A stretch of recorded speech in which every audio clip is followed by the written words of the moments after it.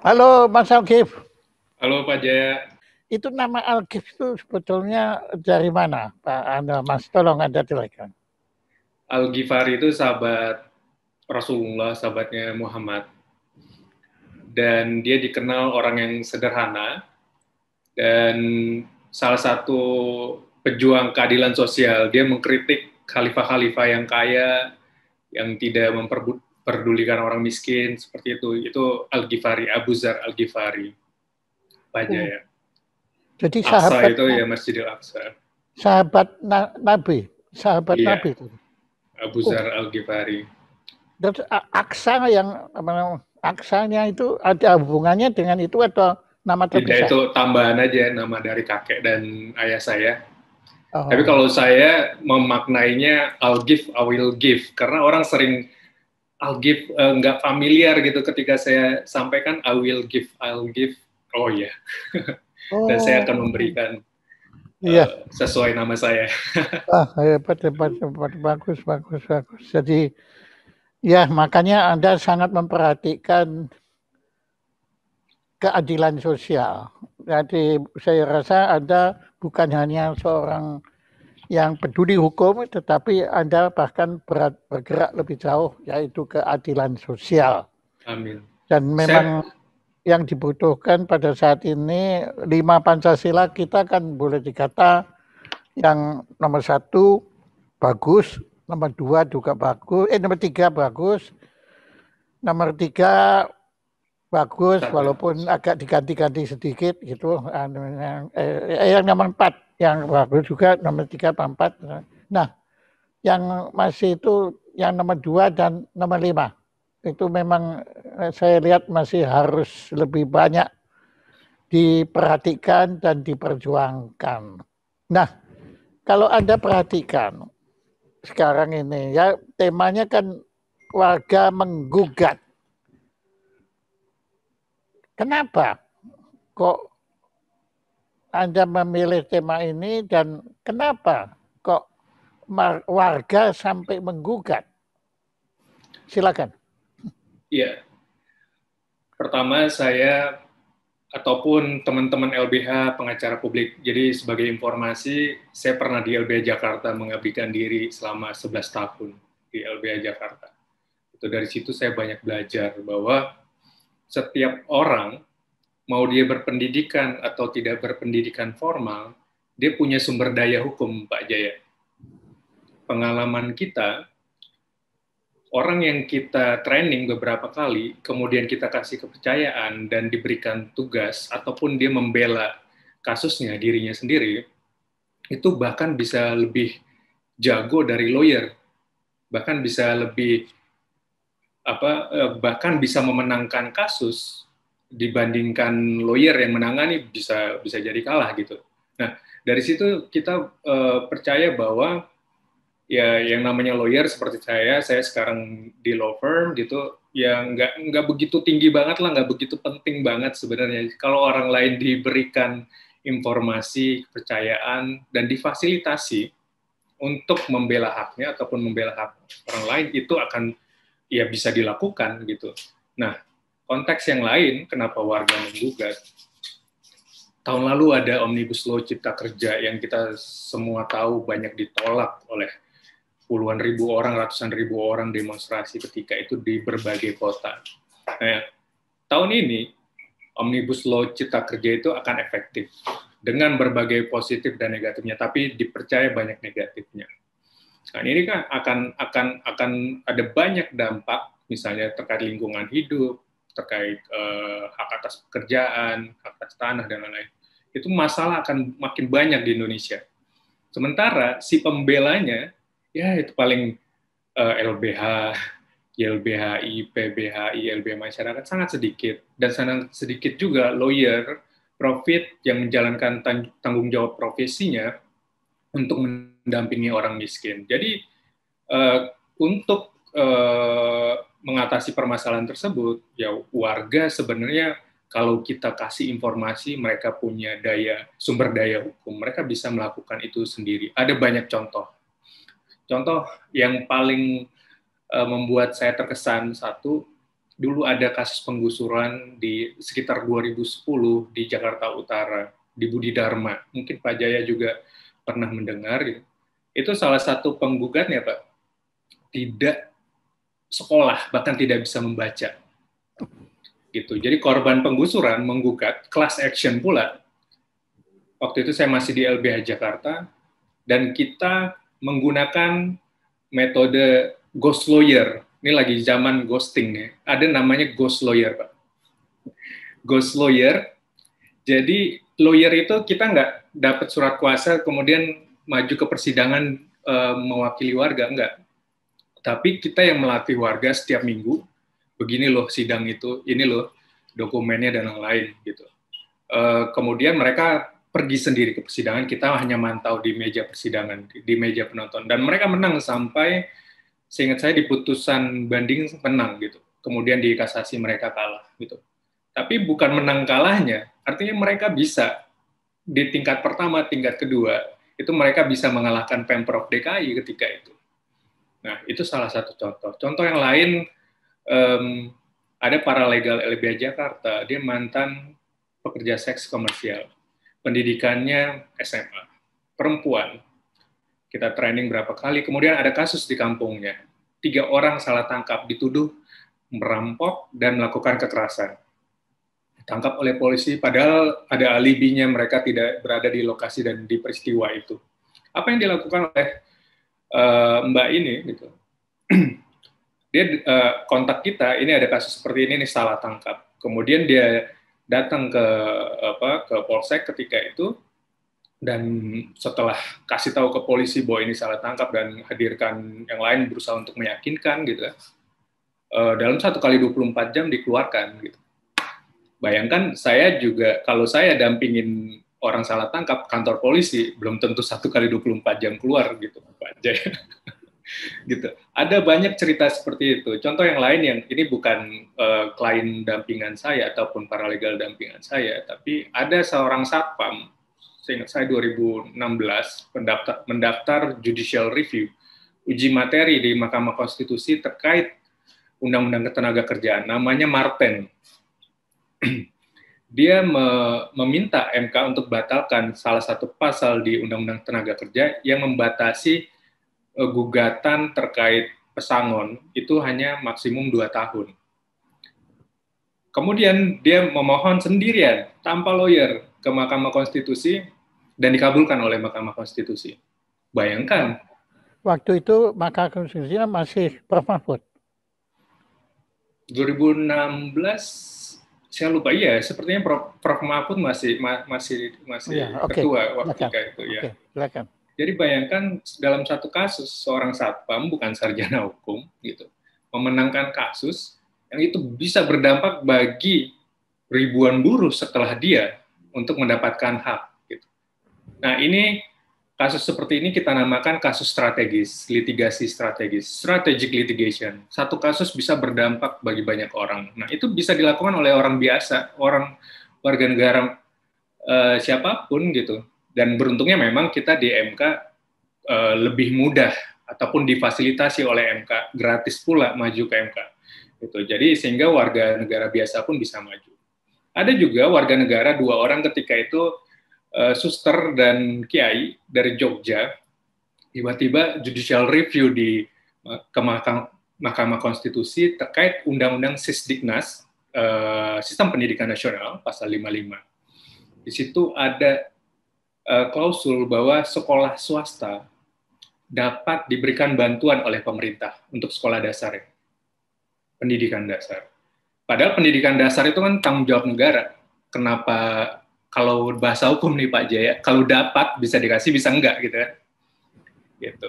Beda dengan wajib. Itu bahasa hukum, trikinya di situ gitu. Nah, kemudian mereka berani maju sendiri. Wah, itu berantakan ininya permohonannya. Tapi beruntung waktu itu diketahui oleh saya lupa Romo dari Canisius, kemudian kontak kita, tolong bantu ini, kita revisi gitu kan, kita bagusin, kemudian kita dampingin juga. Ada almarhum Daniel Panjaitan, baru minggu lalu meninggal, abang itu, Dan kemudian dimenangkan di Mahkamah Konstitusi. Kata dapat dihilangkan artinya untuk pendidikan dasar, mau sekolah swasta, sekolah negeri, pemerintah wajib membantunya. Gitu. Bayangkan itu nggak kita rasakan, Pak Jaya, secara langsung gitu ya. Tapi manfaatnya itu ada di kita semua. Kita bayangkan kan nggak semua sekolah swasta itu kaya-kaya gitu kan. Banyak sekolah-sekolah swasta itu hidup segan mati tak mau gitu kan. Tapi penting sekolah-sekolah swasta itu bagi Indonesia karena pendidikan kita juga dibantu oleh sekolah swasta. Bahkan sebelum negeri ini berdiri, sekolah-sekolah swasta itu udah berkontribusi bagi anak bangsa gitu. Nah, ada banyak fenomena-fenomena seperti itu sehingga menurut saya ini harus dibingkai bahwa warga juga bisa menggugat, bahwa warga punya sumber daya hukum gitu, bahwa lawyer itu nggak terlalu jangan terlalu elitis gitu. Makanya saya kalau ada ngelatih junior yang agak sombong gitu kan, wah saya bisa ini. Kamu udah menangin berapa kasus itu paralegal bukan sarjana hukum, nggak kuliah bisa menangin kasus juga gitu. Seperti itu. Jadi ini pembelajaran juga bagi kita dan ini modalitas juga bagi masyarakat ketika ada masalah hukum, Pak Jaya.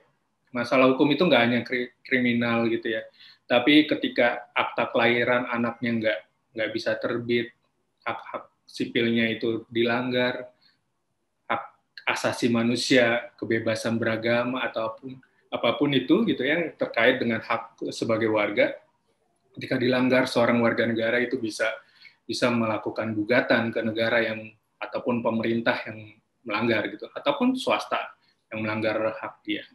Gitu Pak Jaya. Ya, saya terharu mendengarkan apa yang Anda lakukan itu. Apalagi Anda di situ, Anda kan seorang pengacara, tapi Anda sendiri mengakui bahwa seorang pengacara belum tentu bisa melakukan, dan Anda bukan hanya pengacara, Anda juga akademisi, ya sarjana kan. Nah, tapi saya Anda juga ngajar. Ya. Nah, Anda tadi menyatakan bahwa sebenarnya setiap warga, bahkan tadi ada yang, mohon maaf, ada yang pendidikannya sangat rendah. Tadi kata rendah ini bukan merendahkan, tapi sekedar identitas saja. Tetapi Anda menyatakan itu mereka semua bisa menggugat, mereka bisa menuntut, mereka punya hak atas hukum itu. Jadi betul. Hukum itu bukan monopoli lawyer ataupun yuris, jaksa, bukan ya mereka atau itu orang kaya. Ya, ada penegak hukum ya, tapi mereka bukan pemilik hukum ya. Pemilik hukum itu justru rakyat. Betul nggak kalau Anda terjemahkan gitu? Sepakat, dan di konstitusi kita semua orang kedudukannya sama di mata hukum. Itu yang kita ingin uji, exercise. Kalau saya malah, menurut saya rakyat itu kedudukannya lebih tinggi. Rakyat ya, dan justru rakyat miskin itu, kalau Gus Dur bilang ke saya, rakyat miskin itu justru kedudukannya paling tinggi. Ya, karena mereka itu ya betulnya akar dari peradaban kita kan pada diri mereka. Hanya berapa gelintir orang-orang seperti kita yang beruntung tidak miskin kan itu. Tapi yang miskin itu bukan salah mereka, itu di situ. Nah, sebetulnya itu saya alami juga di bidang yang tidak terlalu penting seperti hukum, yaitu di bidang musik. Saya berulang kali menyatakan, tolong teman-teman saya yang seperti saya yang mengalami beruntung mengalami pendidikan akademis ya, pendidikan formal di bidang musik ya, itu jangan seperti Anda bilang, jangan elitis. Karena teman-teman kita yang kebetulan tidak memiliki latar belakang pendidikan itu tidak kalah hebat. Bahkan saya berani mengatakan mereka lebih hebat dari kita yang sekolah musik ini ya, karena sekolah musik itu malah mematikan kreativitas karena menyeragamkan. Nah, itu sama dalam hukum kan? Betul, Pak. Hukum Jadi itu saya kan ada kitab KUHP itu kan menyeragamkan. betul. Jadi Padahal ada kritik, Pak. Ini saya ngomong musik dikit boleh ya Pak Jaya? ya silakan. Tahun lalu saya banyak melihat video Victor Wooten, pemain bass. Victor Wooten, salah satu pemain bass terbaik lah. Dia mengkritik dalam sebuah pidatonya sambil dia main bass, dia pidato. Dia mengkritik pendidikan musik. Dia mengkritik kenapa orang-orang yang nggak pandai musik atau ingin bermusik, dia pasti kemudian dikucilkan dari lingkungan musisi, atau bahkan ketika dia mau mulai belajar langsung istilahnya impiannya, kemudian keinginannya untuk bermusik langsung habis di sana. Karena kemudian lingkungannya menjadi sangat elitis, yang jagolah yang paling bisa survive gitu kan. Bagi kamu yang nggak punya skill terlalu hebat, ya latihan lagi, sekolah lagi dan lain-lain gitu. Bahkan kalau sumbang itu menjadi aib luar biasa.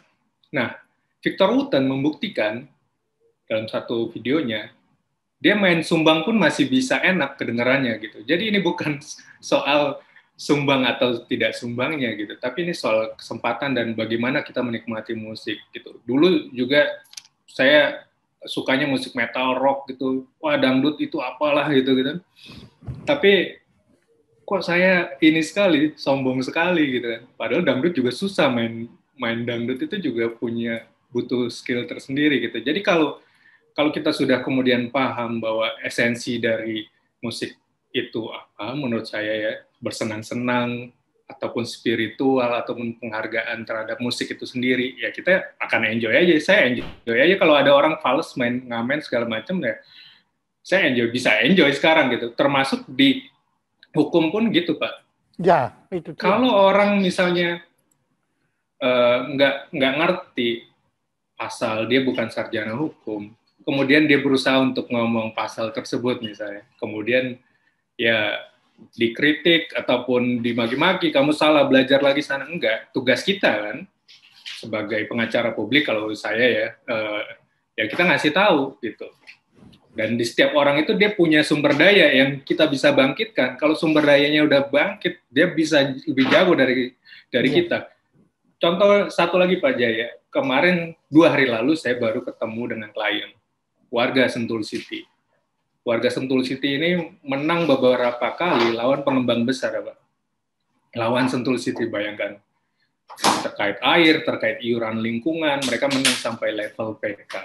Nah, dalam satu rapat 2 hari yang lalu, seorang warga, dia diskusi ataupun cerita soal penundaan kewajiban pembayaran utang. Karena sekarang ini sedang ada proses PKPU yang bisa berujung pilot terhadap Sentul City. Itu kan sebuah hal yang sangat rumit. Saya aja tuh belajarnya tuh benar-benar harus teliti.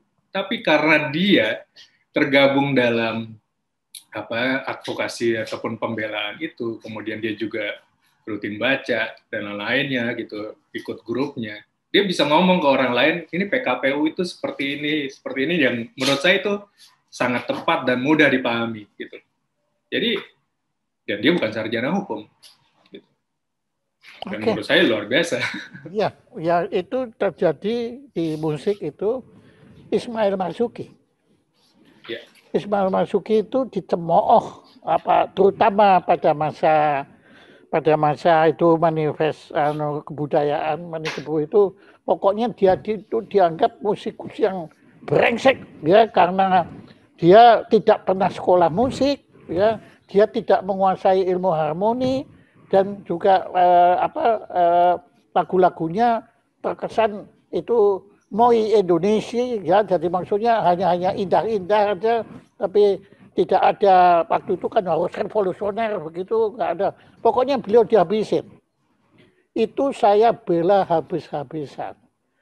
Saya bilang, saya lulusan Jerman, Magna Summa Cum Laude. Jadi pokoknya oke, siapa saya bisa lawan semua. Tapi kalau ngelawan Ismail Marzuki, saya tunduk. Itu lagunya dia yang Lambaian Bunga itu penuh dengan kekeliruan-kekeliruan dalam tanda kutip akademis. Ya, itu penuh dengan ada dari dominan masuk ke subdominan. Kalau saya bikin itu dicoret langsung. Kalau saya ujian itu dicoret langsung. Tapi justru keindahannya lagu itu di situ.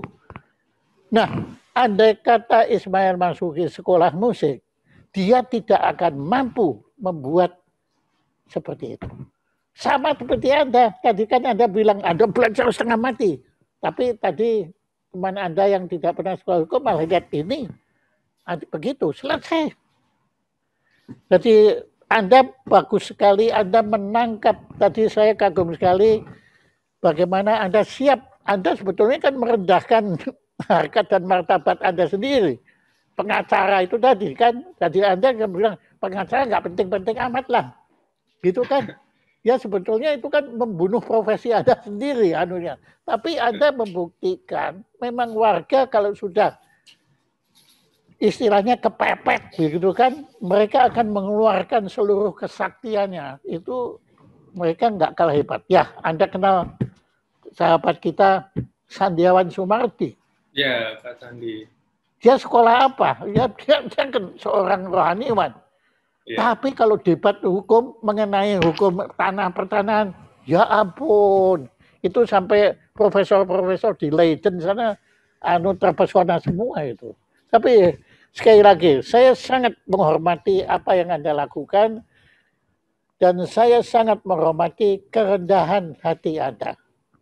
Itu makin rendah hati seseorang itu artinya makin tinggi ilmunya. Bukan kalau sombong, itu ilmunya masih pendek. Memang ilmunya nggak ada aja kayaknya saya. Makanya didongkrak-dongkrak. Tapi, nah sekarang pertanyaan saya yang mungkin agak agak khayal begitu ya. Saya sebetulnya Omnibus Law nggak ngerti itu apa dan apa yang dipermasalahkan. Cuma yang saya khawatirkan itu Omnibus Law ini akan digunakan untuk membenarkan tindakan-tindakan yang melanggar hukum. Ya seperti Anda ingat waktu Bukit Duri digusur itu kan dalam proses hukum. Itu menurut Profesor Yasona Lauli dan Profesor Mahfud itu pelanggaran hukum secara sempurna. Pakai sempurna loh ya. Tapi buktinya kan tetap digusur. Dan Anda juga benar. Memang menang waktu itu kan class action. Class action itu sebelumnya. Nah, kemudian menang di pengadilan negeri. Menang di pengadilan tinggi. Tapi di Mahkamah Agung habis. Ya. Monggo. Memang kita masih punya banyak masalah dengan rule of law kita. Kita kan mengaku negara hukum. Konstitusi kita mengatakan kita negara hukum. Bukan negara kekuasaan kalau secara teoritisnya seperti itu. Tapi faktanya memang juga banyak warga yang sudah menang, tapi negaranya justru membangkang. Kalau kan ada istilahnya civil disobedience, ini state disobedience Pak Jaya. Gitu. Jadi selain contoh yang tadi Pak Jaya katakan di Bukit Duri gitu ya, seharusnya kan postpone proses kan ketika ada proses hukum, jangan gusur gitu, hormati proses hukum. Tapi ada juga kemenangan-kemenangan, contoh Greenpeace menang untuk membuka HGU di kawasan Kalimantan melawan Menteri ATR BPN. Tapi sampai sekarang tuh nggak dibuka tuh HGU. Kan transparansi sangat penting bagi kehidupan kita kan. Siapa saja yang megang HGU di wilayah Kalimantan. Begitupun LBH Papua menang di gugatan informasi publik untuk membuka 31 penguasaan perusahaan sawit di Papua, sehingga ketahuan kan kalau HGU-nya ini kalau ada kebakaran di sisi sini, ini HGU-nya siapa? Jadi kita bisa minta pertanggungjawaban perusahaan mana nih yang bertanggung jawab. Nah, ada kasus-kasus seperti itu ternyata pemerintahnya tidak menaati putusan. Itu yang kita sangat kecewa sebagai orang hukum, Pak Jaya. Kalau kalah di pengadilan gitu ya, kita mungkin masih bisa paham bahwa argumentasi kita kurang bagus atau ada tuduhan kita bahwa ini ada korupsi dan lain-lain. Tapi kalau udah diputus oleh pengadilan, tidak juga dieksekusi oleh pemerintah. Kalau negara yang modern, tata negaranya ya sebenarnya presidennya bisa digoyang gitu, tapi kan kita nggak seperti itu. Dan kita nggak punya sistem itu. Nggak, ya hanya presiden bisa digantikan kalau ada keadaan-keadaan tertentu melakukan tindak pidana korupsi dan lain-lain, dan itu harus lewat MK dan kemudian ada dari DPR ataupun MPR gitu. Dan itu sangat sulit. Nah, kalau DPR-nya bekerja dengan baik, sebenarnya bisa juga diminta oleh DPR laksanakan putusan gitu, atau kita lakukan tindakan politik dan seterusnya. Tapi kan tidak terjadi. Di Indonesia sekarang kan lagi rame istilah oligarki gitu.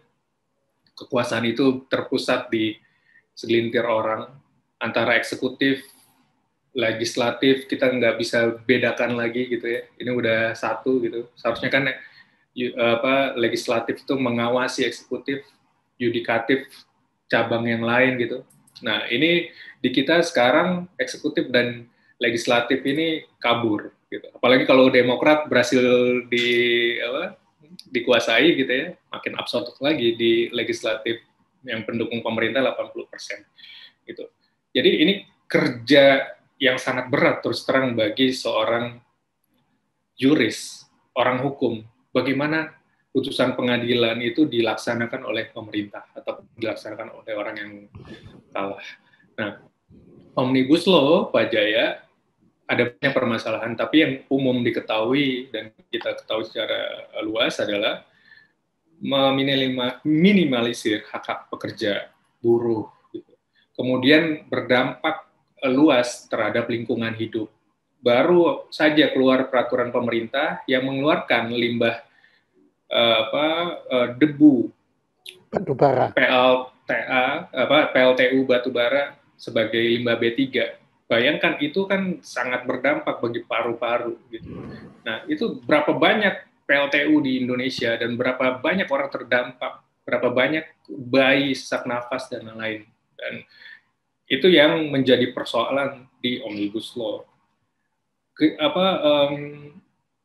Yang paling parah dalam sebuah kebijakan itu, kalau dalam sebuah praktek hukum, Pak Jaya, melanggar hukum kan kita bisa tahu bahwa ini loh sanksinya gitu ya, ini pelanggarannya. Tapi yang terjadi di Omnibus itu, pelanggaran-pelanggaran itu menjadi legal di Omnibus gitu. Tadi B3 itu kan ilegal gitu. Itu bisa dipidanakan gitu kalau ada pelanggaran terhadap B3. Tapi yang ilegal ini sekarang udah jadi legal, nggak diatur lagi udah gitu. Ya, itu yang paling parah dalam sebuah kebijakan hukum, dalam politik hukum menurut saya. Ketika segala sesuatu, entah itu perbuatan melawan hukum ataupun hal yang merugikan itu, menjadi hal yang legal di sebuah kebijakan peraturan perundang-undangan. Iya, Anda kan tahu itu semua. Anda kan tadi cerita itu kan Anda tahu kan bahwa masalahnya itu. Solusinya bagaimana, Pak? Ya, sebenarnya tidak ada satu peluru yang bisa menyelesaikan itu semua gitu. Makanya warga menggugat itu, Pak Jaya, itu salah satu solusi. Satu solusi, walaupun bukan solusi terhadap keseluruhan. Indonesia ini kan permasalahannya kompleks, apalagi kalau kata Jeffrey Winters, kalau Indonesia kan oligarki sipil, mirip dengan oligarki sipil di Amerika Serikat. Winters dalam bukunya Oligarki aja, dia pesimis. Revolusi sekalipun belum tentu menghilangkan oligarki. Gitu. Jadi memang harus diurai betul-betul, termasuk permasalahan hukum tadi. Mana saja yang kita harus bereskan gitu. Permasalahan aparat, profesionalitas aparat itu paling penting untuk diselesaikan, polisi, jaksa, hakim dan seterusnya. Kalau itu bisa selesai, kita mungkin bisa memperbaiki beberapa persen lah dari permasalahan gitu. Yang jadi masalah kan di Indonesia kan ada substansi hukumnya, undang-undangnya, atau peraturan di bawahnya, struktur hukumnya, strukturnya, aparatnya, dan kemudian kulturnya, budaya hukumnya, gitu. Ya kita perbaiki ini semua. Nah tadi ada strategic litigation gitu. Ini gugatan strategis itu ingin memperbaiki 3 hal ini, Pak Jaya. Misalnya, kita sekarang lagi menggugat soal pencemaran udara di Jakarta kan, citizen lawsuit, gugatan warga negara. Itu Melanie Subono, Yaya Nurhayati, dan kawan-kawan sekarang lagi bersidang di PN Jakarta Pusat, udah 1,5 tahun gitu, terkait pencemaran udara di Jakarta. Presiden sampai gubernur digugat.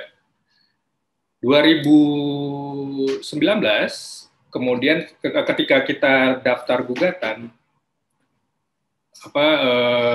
Gubernur DKI mengeluarkan peraturan gubernur terkait pengendalian pencemaran udara. Gitu. Jadi dari gugatan warga sebenarnya itu bisa ada dampak bahwa substansi hukumnya bisa berubah nih, termasuk kulturnya juga.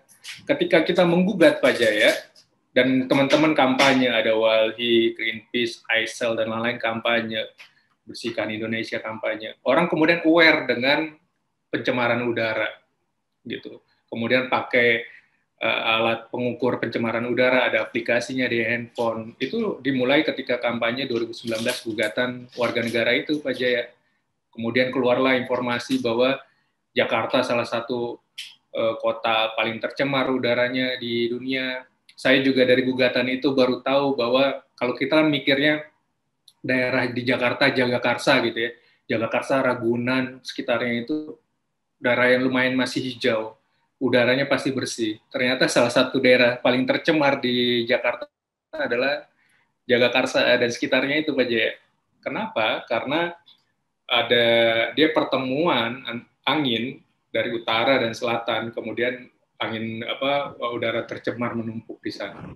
Gitu. Dari sebuah gugatan kita bisa belajar, masyarakatnya juga bisa belajar gitu. Saya belajar dari saintis ataupun periset-periset soal pencemaran udara, banyak orang meninggal karena faktor-faktor karena udara yang tercemar gitu, dan kerugian kita triliunan rupiah karena pencemaran udara. Dari situ kita belajar. Dari sebuah gugatan warga negara, banyak orang bisa belajar dan banyak bisa ada perubahan, walaupun mungkin nanti di pengadilannya kita kalah. Gitu. Nah, kalau boleh saya tahu, tadi Anda mengatakan Gubernur Jakarta melakukan perubahan kebijakan tahun 2019. Ya. Bahkan belum ada ini, kasusnya belum selesai. Jadi karena kita somasi, kita gugat, kemudian keluarlah peraturan itu. Jadi artinya Gubernur Jakarta sebetulnya mengakui gugatan itu kan artinya. Betul, mengakui ada permasalahan itu. Ya, dan beliau juga terbukti melakukan perubahan. Jadi ya kalau gitu Anda benar, nggak penting menang kalah itu nggak penting. Yang penting adalah semua kemudian merubah masing-masing. Yeah. Ya toh? Betul, Anda benar sekali itu. Biarin aja kalah tidak digubris di pengadilan, tetapi kalau de facto gubernurnya sampai melakukan perubahan, wah itu jauh lebih baik daripada di pengadilan menang nggak digubris. Lu parah, lebih kecewa lagi, Bapak. Oh bagus, waduh, bagus. Jadi di sini. Dan saya ada prinsip juga, Pak Jaya. Kalau warga menggugat, pemerintah kita menggugat 10 misalnya, 10 hal. Kemudian pemerintah memberi 7. Kita tetap gugat 3-nya lagi mana gitu. Kita mau semuanya gitu, bukan berarti kita demanding ya. Ya kita harus demanding. Ya demanding gitu lah pokoknya. Iya mau. Ya yang terbaik. Rakus keadilan tuh kayak itu kan. Nggak apa-apa. Bukan untuk diri kita pribadi, tapi untuk banyak orang. Jutaan orang merasakan manfaat dari kebijakan terkait pengendalian pencemaran udara. Kita bersama gitu. Kalau saya setuju itu anunya. Wah, kalau Anda nuntut ini tanah harus menjadi milik saya pribadi, wah itu urusan Ya, Anda, kita nggak itu mau ikut. masing-masing lah, urusan privat gitu. Iya, tapi kan Anda berjuang supaya udara yang kita hirup bersama ini memadai lah untuk dihirup. Wah, itu mulia sekali. Dan Ya, dan ya itu saya dari hormati. gugatan 30 warga negara, termasuk Hebat, hebat. Melanie Subono dan kawan-kawan. Nggak hanya Melanie, Mbak Yaya yang aktivis, ada pesepeda, ada mahasiswa juga seingat saya yang Iya, ikut dalam bagus, menggugat. bagus. Nah, kalau itu ada nggak rencana menggugat Omnibus Law? Sudah dilakukan oleh banyak elemen masyarakat sipil di Mahkamah Konstitusi, Pak Jaya. Kalau saya dan beberapa teman, termasuk LBH, YLBHI, organisasi yang di mana saya pernah mengabdi, memang tidak mengajukan. Ketika itu, tuntutan dari teman-teman yang aksi adalah, ataupun strateginya adalah membangkang gitu. Karena ketika bersamaan Omnibus Law hampir disahkan, kemudian terjadi revisi Undang-Undang MK soal masa jabatan hakim MK dan seterusnya. Kita melihat gitu bahwa ada transaksi antara MK dengan legislatif. Jadi kita mengajukan mosi tidak percaya. Jadi kita juga terkait Omnibus Law kita mengajukan mosi tidak percaya kepada MK juga gitu. Tapi ada banyak lawyer dan teman-teman yang lain yang juga menggugat. Nah, lalu bagaimana dampaknya ya? Makanya sekarang teman-teman lagi bekerja di wilayah masing-masing untuk menghambat kerusakan-kerusakan. Makanya narasi warga menggugat itu menjadi relevan menurut saya, Pak Jaya. Oh, jadi sekarang rakyat yang bergerak ya, yang terutama rakyat yang langsung terkena musibah itu. Betul. Jangan tunggu yang di Jakarta, jangan tunggu YLBHI dan seterusnya lawyer, tapi ya di masing-masing. Karena kita nggak tahu apa kerusakan yang dibuat di ujung Papua sana misalnya, di ujung Kalimantan sana, sehingga ya tentunya bukan hal yang mudah gitu mendorong warga untuk berjuang dan seterusnya karena ada ancaman, ada kriminalisasi, bahkan gugatan perdata bisa saja gitu. Tapi setidaknya ada perlawanan, ada kritik terhadap cara-cara pembangunan yang merusak. Ya, tapi kan seperti Anda tahu, kan ada yang punya kepentingan untuk Omnibus Law ini jalan. Sebab Omnibus Law ini yang dibentuk tentu bukan berdasar asal begitu aja. Pasti ada pihak-pihak tertentu yang punya kepentingan. Nah, apakah pihak yang berkepentingan itu akan berdiam diri? Mereka kan juga akan mati-matian mempertahankan agar Omnibus Law ini jalan demi kepentingan. Kan sama, ini rakyatnya berkepentingan, tapi ini yang pihak yang ini juga punya kepentingan. Nah itu bagaimana? Kan mereka juga mungkin punya LBH sendiri juga yang membela mereka.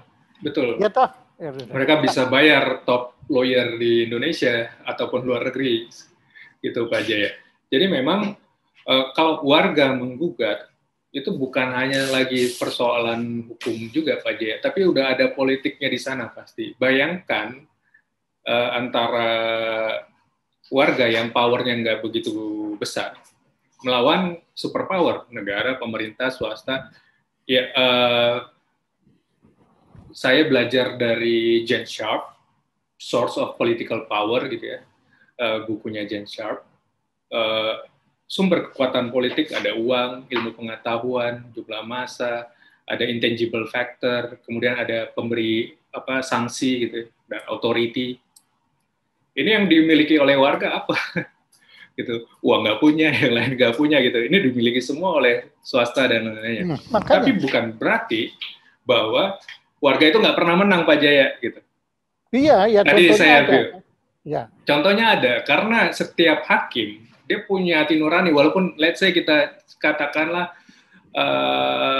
Indonesia peradilannya masih sangat korup. Data World Justice Project rule of law Indonesia untuk korupsi di sektor peradilan itu masih sangat rendah, 0,32 indeksnya gitu, di yang paling tinggi 1 gitu. Artinya peradilan kita masih dianggap sangat korup oleh lembaga survei tersebut. Tapi bukan berarti tidak ada kemenangan. Tadi ada banyak kemenangan warga di pengadilan. Karena hakim itu manusia, dia bisa digugah rasa keadilannya. Dia bisa juga justru sangat bersimpati di luar teori hukum yang dipelajari gitu. Tapi yang paling penting, hakim itu adalah manusia, aparat juga ada manusia, sehingga ada peluang kemenangan di sana. Gitu. Tapi kan ya kalau istilahnya, kalau yang saya bikin sendiri itu kan industri hukum kan sudah eksis di negeri kita ini. Di mana tadi Anda kan bicara bahwa ya saya yakin para hakim itu punya pasti kemampuan profesional yang tinggi sekali, ya bahkan kemampuan akademis, ya. Tetapi Anda tadi bicara nurani. Kan ada yang bisa mengalahkan nurani, yaitu duit. Bagaimana? Ya kan tadi rakyat nggak punya duit. Yang di sini kan duitnya banyak. Nah, bagaimana itu? Ya, faktanya tadi saya katakan ke Pak Jaya, warga juga bisa menang lawan yang duit. Oke, itu saya setuju. Tapi ini kan itu yang ada kecualian atau kelasiman menang itu. Saya melihat ada tren kemenangan warga di pengadilan setahun belakangan ini, Pak Jaya. Syukur alhamdulillah. Kita nggak tahu apakah ini dampak dari reformasi peradilan terutama Mahkamah Agung gitu ya. Kita nggak tahu dampaknya dari mana. Dan teman-teman masyarakat sipil kan juga melakukan pelatihan terhadap hakim soal lingkungan hidup dan seterusnya, soal anti korupsi juga ada pelatihan terhadap hakim dan seterusnya. Kita nggak tahu itu dampak dari kerja yang mana, Pak Jaya. Oke. Tapi kalau menurut saya yang paling sekarang bisa lebih tinggi peluangnya ya di peradilan itu gitu, dibandingkan kalau kita lapor pidana ataupun ke pemerintah gitu untuk mengkoreksi kebijakannya. Dan ada faktor yang lainnya juga, Pak Jaya. Jadi di dalam langkah hukum advokasi ada non legalnya, gitu. Ada non litigasinya, kampanye, mobilisasi, tadi jumlah massa itu kan satu power tersendiri. Jadi kalau jumlah massanya besar untuk menolak, besar kemungkinan juga ini akan diperhitungkan. Jadi itulah makanya kalau pengacara publik seperti saya, ya saya juga turun ke jalan karena saya tahu itulah power kita gitu.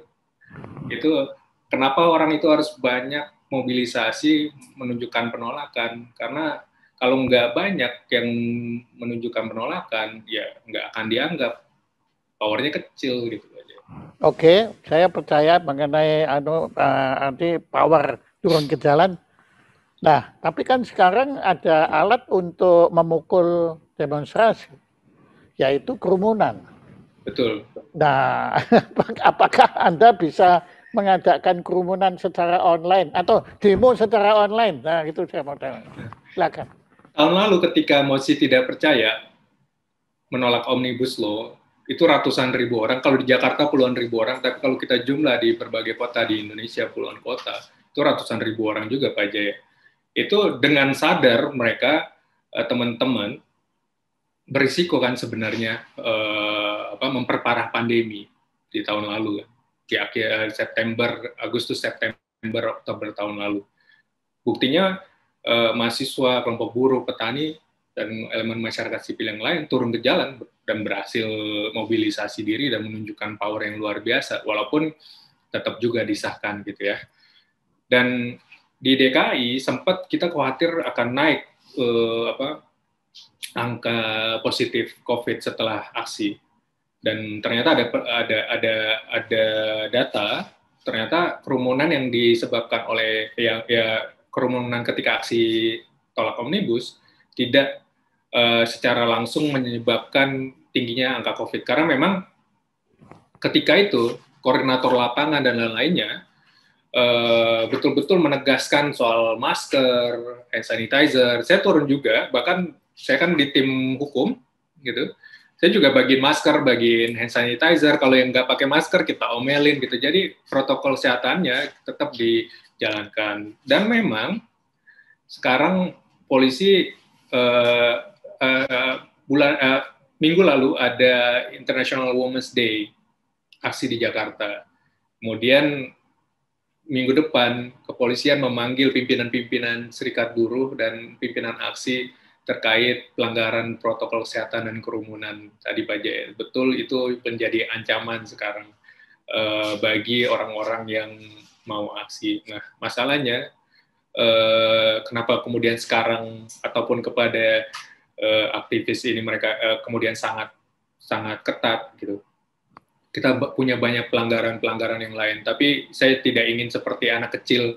Wah, kalau ketika melakukan kesalahan, itu yang lain juga melakukan kesalahan, itu kan cara kita bertahan kalau anak kecil dulu ya, Pak Jaya. Gitu. Tapi ini kan persoalan fairness gitu ya. Kalau mau diterapkan, ya, persoalan keadilan, terapkan semua, ayo gitu. Oke, ya saya mau tetap work from home dan lain-lain, ayo gitu. Iya, saya tetap pada pertanyaan saya, apakah tidak mungkin Anda melakukan demo itu dengan memanfaatkan teknologi online seperti yang sekarang kita lakukan ini? Kan kita jelas tidak melanggar protokol, walaupun tidak pakai masker, tapi kita kan tidak social distancing ada. Nah, apakah begini? Mungkin pertanyaan saya lebih gini. Kan dari pihak mereka itu kan jelas mereka menggunakan buzzer, menggunakan influencer, ya. Kalau perlu influenza pun mereka akan gunakan, ya. Nah, apakah kalian, saya gunakan perkalian ini, para pejuang ini tidak juga menggunakan senjata itu untuk serangan balik? Kalau mereka buzzer, kita juga punya buzzer. Ya, kalau buzzernya kerjanya kalau begini tutup, ya kalian juga gini tutup, begitu aja udah. Ya, nah. Jadi contoh ketika aksi reformasi di korupsi 2019, aksi tolak Omnibus Law di 2020, kita berapa kali berhasil memenangkan pertarungan di media sosial. Oh ya, melawan buzzer jadi trending topik dan lain-lain. Kan memang ya ada tim sendiri, tim campaign gitu Pak Jaya. Ini siapa yang bikin konten, kemudian akan di-upload jam berapa. Kan dari kelompok masyarakat sipil juga punya influencer-influencernya gitu, yang punya followers ratusan ribu ataupun jutaan kan juga ada, misalnya artis juga yang bersimpati ke kita gitu. Nah, itu dimanfaatkan, ada strateginya juga. Cuma kekalahan kita adalah konsistensi, Pak. Jadi teman-teman masyarakat sipil ini ya kemarin ada paparan terkait peta media sosial terkait Omnibus Law, Pak Jaya. Memang berapa hari kita sempat menguasai media sosial, habis itu turun. Nah, evaluasinya adalah ya kita nggak konsisten untuk menjaga ritme dan ngos-ngosan lah melawan buzzer yang dibiayai oleh uang besar. Memang gitu. Saya kira kalau kalian tidak pakai duit, saya kira nggak bisa itu. Mereka pakai duit, mereka tuh robot semua, Bapak Mas. Ya, kalau Anda nggak ngelawan pakai robot, ya capek kita. Silakan. Jadi memang kalau mereka kan tiap hari ada dibayar untuk melakukan itu gitu. Iya. Kalau saya misalnya sekarang saya ikut mewarnai media sosial nih, trending topik dan lain-lain gitu kan. Besok saya harus sidang kemana? Besok nanti saya harus kemana? Itu yang terjadi di kelompok masyarakat sipil. Jadi itulah kelemahan kita. Memang itu kita evaluasi terus. Nanti dulu, saya akan senang sekali karena Anda sudah melakukan. Tetapi kenapa kok Anda kan sudah tahu kelemahan Anda adalah inkonsistensi? Karena tidak mungkin. Nah, kenapa Anda tidak bikin grup tertentu yang sudah Anda urunan bayar mereka sudah sama-sama? Ya, terkadang kan dulu di zaman film Cowboy itu kan ada pembunuh bayaran. Dan saya kalau mau dibunuh ya saya pakai pembunuh bayaran juga biar mereka yang berkelahi gitu. Oke, ya udah.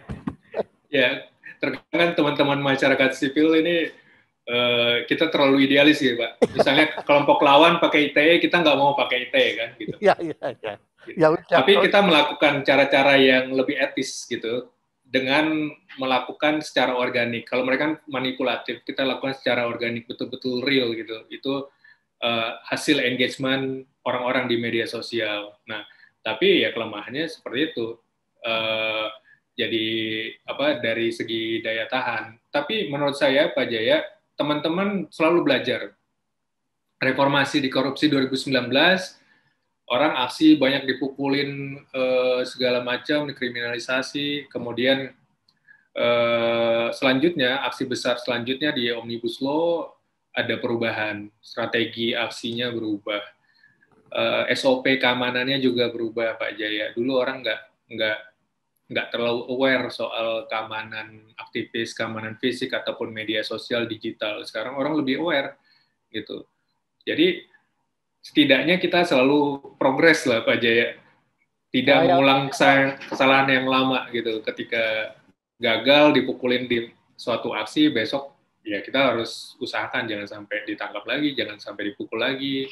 Kalau dampingin aksi ditolak, pokoknya, bagaimana kita tetap bisa tembus kantor polisi misalnya. Patah tubuh, hilang berganti. Betul Pak Jaya. Nah Mas, begini, tentu dalam waktu ini saya dengan wawasan yang dangkal saya tidak bisa bertanya sesuatu yang menurut Anda sangat penting kita ketahui tentang tema warga menggugat ini. Nah, ini silakan atau sebelumnya apakah ada pertanyaan dari publik? Tidak ada? Oke. Sudah Anda terlalu jelas, nggak ada yang mau. Nah, ditanyakan lagi. Nah, sekarang apa yang menurut Anda perlu kita semua ketahui mengenai perjuangan agar warga ini punya kemauan dan kemampuan untuk menggugat? Silakan. Apa yang masih Anda perlu baik kita ketahui semua? Terima kasih. Pertama adalah perubahan mindset. Bahwa tadi Pak Jaya sudah sampaikan juga, bahwa warga ataupun rakyat itu di atasnya pemerintah. Gitu. Bahwa yang harus dilayani itu kita, bukan kita yang melayani pemerintah, bukan kita yang tunduk kepada pemerintah. Warga di atas, ataupun rakyat di atas pemerintah. Itu mindset itu harus ditekankan dulu Pak Jaya. Kemudian yang kedua, juga soal mindset, ya tentunya jangan takut ke pemerintah gitu. Berapa hari ini muncul berseliweran video semacam sosial eksperimen gitu. Pertanyaan, takut hantu atau takut pemerintah? Mayoritas orang menjawab pemerintah Pak Jaya. Takut ITE-nya, takut ditangkap, takut macam-macam gitu. Nah, dua ini harus diubah. Tentunya resikonya ada kalau kita berani, tentunya ada. Yang ketiga yang harus dilakukan ketika supaya orang percaya diri untuk menggugat juga perubahan mindset lagi menurut saya bahwa setiap orang itu punya sumber daya. Jadi jangan karena saya nggak punya sekolah formal, saya cuma petani kecil gitu, kemudian nggak berjuang, nggak ikut terlibat. Itu jangan sampai itu terjadi gitu. Lah biarlah yang lain yang berjuang. PBHI, LBH dan lain-lain, jangan seperti itu. Baru yang kemudian kita ngomong soal bagaimana caranya. Ya udah kita bisa pelajari. Di CLS pencemaran udara caranya seperti ini. Di judicial review Pak Martin tadi caranya seperti ini. Nah itu kan ya, informasi tersebut harus dicari ataupun yang punya informasi seperti orang-orang pengacara publik seperti saya harus menyebarkan informasi tersebut sebanyak-banyaknya. Yang terakhir menurut saya ya kolaborasi antar warga ataupun antar organisasi, ya minta bantuan juga lah ke teman-teman yang lain gitu, ke organisasi masyarakat sipil, LSM ataupun NGO. Kita mau kayak gini, tolong bantu kita. Gitu. Nah semuanya harus dilakukan bareng karena ya kalau mau punya power ya harus bareng-bareng gitu kan Pak Jaya. Jangan lakukan sendiri, walaupun terkadang sendiri kita juga bisa berhasil. 5 hal Dan tadi Pak Jaya. tentu bahkan kalau saya menyimak dari apa yang Anda anjurkan tadi, Anda yang harus merubah mindset kan bukan hanya rakyat, tetapi pemerintah juga harus merubah mindset. Betul Pak Jaya. Dan selama istilahnya masih perintah, itu sulit.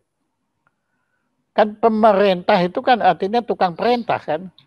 Yeah. Nah, kalau istilahnya masih tetap pemerintah, saya kira pemerintah itu ya apa yang disebut pemerintah akan sulit merubah sikap dan perilaku karena dia merasa dia punya hak untuk memerintah, bukan kewajiban untuk mengabdi. Sebetulnya ini sudah lama diresahkan oleh Bung Hatta.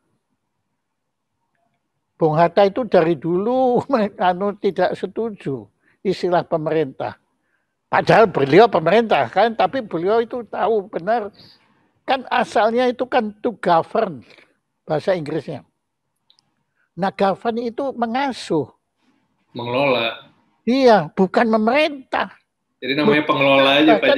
Govern itu bukan mengelola loh. Govern itu mengasuh. Ya, jadi nah sebetulnya perkataan mengasuh itu kan sama saja dengan pelayan, cuma lebih keren kan kalau mengasuh gitu. Kalau memang kalau dibilang pelayan mungkin nggak enak gitu. Kalau dibilang, kalau menurut saya istilah yang tepat itu ya seperti yang Anda lakukan, pengabdi. Jadi ya itu kan mustahil, apalagi ya kalau monarki oke lah ya, itu memang raja, memerintah ya. Tapi kalau demokrasi kan penguasa ini dipilih oleh rakyat. Ya apakah rakyat itu demikian dungu memilih seseorang untuk memerintah dirinya? Kan ya enggak toh mestinya. Ya situ. Maka nanti begini Mas, memang kita dengan beberapa teman-teman itu sedang mengadakan gerakan kesadaran bahwa pemerintah itu bukan penguasa, bukan pemerintah, bukan tukang perintah, tetapi pengabdi. Ya, pengabdi kepada negara, pengabdi kepada bangsa, dan terutama pengabdi kepada rakyat yang memilih mereka. Selama kita menganut paham demokrasi. Ya kalau kita sudah monarki ya terserah udah anunya sini. Nah, Mas Algif, terima kasih sekali. Kami nggak punya apapun. Halo? Halo Mas Algif, masih ada? Iya, saya masih ada begini, Pak. Terima kasih. Begini, kami akan kirim ke Anda ucapan terima kasih. Sangat sederhana dari Jaya Suprana Institute. Terima kasih Pak Jaya. Pada Anda dan itu di sini, dan selamat berjuang agar Anda bisa membawa warga rakyat Indonesia termasuk saya tentu saja sadar atas hak untuk menggugat. Di sini ya kalau memang ada yang perlu digugat ya asal jangan semua digugat nanti tentunya kita pilih-pilih. Dan insya Allah pihak penguasa yang dipilih rakyat juga akan lambat tapi pasti sadar bahwa beliau-beliau ini adalah pengabdi. Dan Amin. Profesi pengabdi itu dahsyat sekali. Dahsyat sekali. Itu bukan arti profesi yang rendah. Itu profesi yang sangat mulia. Terima kasih Mas Algif. Terima kasih Pak Jaya. Terima kasih.